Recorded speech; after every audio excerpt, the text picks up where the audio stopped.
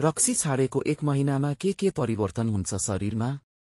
डा विधाननिधि पौडेल भन्छन्, यदि रक्सीको कारण आधा भाग कजेलो बिग्रिसकेको छ, यस्तो स्थितिमा सो व्यक्तिले रक्सी छाड्यो भने त्यसको केही महिनामै उसको कलेजो पुनः स्वस्थ हुन्छ।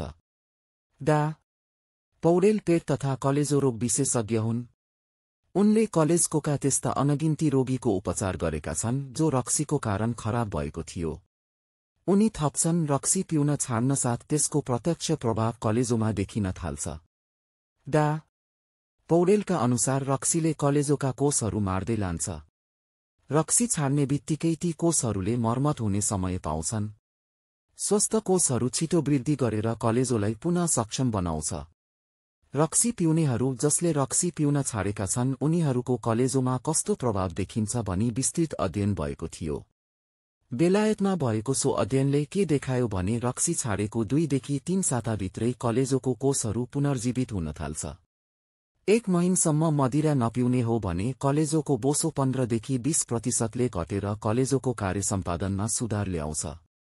त्यसो त कलेजो मात्र होइन, शरीरका अन्य भागहरूमा पनि रक्सीको उत्तिकै असर देखिन्छ। फ्याटी लिभर, उच्च रक्तचाप, अनिद्रा, छटपटी जस्ता थुप्रै असर रक्सीकै कारण हुने चिकित्सकहरू बताउँछन्। यसले पाचन प्रणालीदेखि स्नायुतन्त्रसम्मलाई असर गरिरहेको हुन्छ। रक्सीले अन्य अङ्गमा कस्तो असर पार्छ?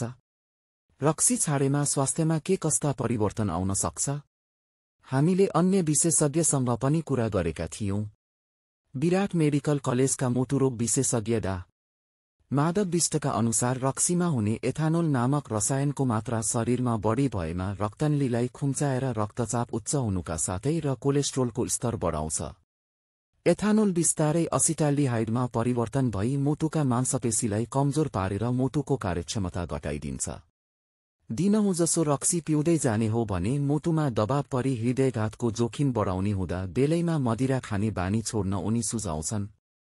कलेजोको जस्तै मुटुलाई पनि रक्सी छोडेर बचाउन सकिन्छ भन्ने प्रश्नमा उनी भन्छन्, मदिरा छाड्ने हो भने पहिलो सातामा बढेको रक्तचाप सामान्य भएर धड्कन नियमित हुन्छ। 1 महिनाभित्र रक्तनलीहरू स्वस्थ र बलियो बन्दै जान्छन्। मुटु रोगको जोखिम घट्छ। कार्यक्षमतामा सुधार आउँछ। तर यी कुरा सम्भव हुन नियमित व्यायाम, पर्याप्त निद्रा र स्वस्थकर खानपान पनि आवश्यक रहेको उनी बताउँछन्। स्नायु प्रणालीमा सुधार। स्नायु रोग विशेषज्ञ डा राजीव झा मदिराको लत छाड्न ढिला भइसक्यो भन्ने कहिल्यै नहुने बताउँछन्। वीर अस्पतालका स्नायु रोग विभागीय प्रमुख समेत रहेका प्रा डा झा भन्छन्, रक्सीले कलेजो शरीर खाइसक्यो, अब छाडेर केही हुँदैन भन्नु गलत हो। रक्सी जुनसुकै अवस्थामा छाड्दा पनि केही न केही सकारात्मक प्रभाव देखाउँछ। उनका अनुसार मदिराले दिमागको संरचना कमजोर बनाउँछ, स्मरण शक्ति घटाउँछ र ध्यान केन्द्रित गर्ने क्षमतामा कमी ल्याउँछ। रक्सी त्यागेपछि दिमागका कोषहरू पुनर्जीवित हुन थाल्छन्। मदिराले दिमागको हरेक काममा ह्रास ल्याउँछ। मदिरा छाडेमा कोषहरू मर्मत हुन पाउँछन्। कम उमेरको व्यक्ति छ भने मस्तिष्कले कोष बनाएर पुनः पहिलेकै जस्तो काम गर्न थाल्छन्, उनी भन्छन्। क्यान्सरको जोखिम घटाउँछ। मदिरामा हुने रसायनहरूले डीएनए र प्रोटिनलाई क्षति गरी शरीरको कुनै पनि अङ्गमा क्यान्सरको कोषहरू विकास गर्न सहज वातावरण बनाउने क्यान्सर विशेषज्ञ डा समीम अख्तर बताउँछन्।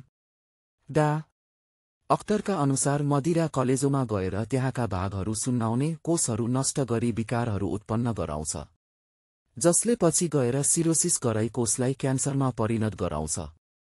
यति मात्र होइन, मदिरा र चुरोटसँगै खाएमा क्यान्सरको जोखिम बढाउँछ। मदिराले हर्मोनको स्तरमा बाधा गरी कार्सिनोजेनस जस्ता सुर्तीजन्य तथा धूम्रपानयुक्त पदार्थलाई पनि शरीरमा अवशेषित गर्न सहज पार्ने उनको भनाइ छ। यो आफैमा छाती, मुख र घाँटी क्यान्सरका कारक रहेको डा अख्तरले सुनाए। डा अख्तरका अनुसार यस्तोमा रक्सी छोड्दा शरीरका कोषहरू स्वस्थ हुन थाल्छन्, जसले कलेजो, छाती, मुख र घाँटी क्यान्सरको जोखिम कम गर्छ। छालाको चमक, राम्रो निद्रा र तौल नियन्त्रण। डा विधाननिधिका अनुसार मदिराले शरीरमा डिहाइड्रेसन गराउँछ, जसले छालालाई सुकेको र निर्जीव देखिन सक्छ। मदिरा छाडेपछि छाला प्राकृतिक रूपमा चम्किलो देखिन थाल्छ।